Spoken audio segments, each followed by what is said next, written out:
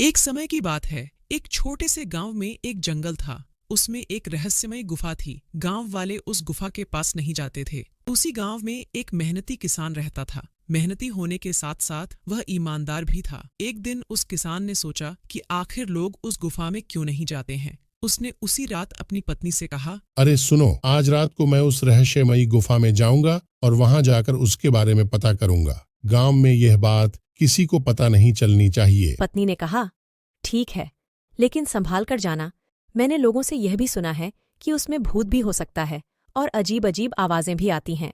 किसान जंगल से होकर गुफा के रास्ते पर आ गया। किसान गुफा की ओर बढ़ते हुए जा रहा था। उसने देखा कि बहुत अंधेरा है। वहां कोई रोशनी नहीं थी, सिर्फ चांदनी रात थी और चंद्रमा की रोशनी आ रही थी। लेकिन उसने हिम्मत नहीं हारी। वह गुफा के मुंह पर पहुंच गया और हिम्मत से अंदर घुस गया। वह अंदर जैसे ही घुसा तो उसने देखा कि एक मोमबत्ती की रोशनी आ रही है।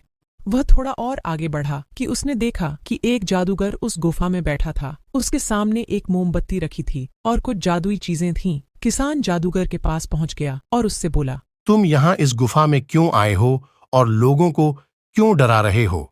चुपचाप यहाँ से अपना सामान लेकर चले जाओ, नहीं तो मैं सभी गांव वालों को बता दूंगा। उसके बाद किसान ने अपना हथियार निकाल लिया और जादूगर ने भी अपना हथियार निकाल लिया। दोनों में लड़ाई होने लगी। आखिर में किसान ने उस जादूगर को वहां से भगा दिया। उसके बाद सभी गांव वाले निडर होकर रहने लगे।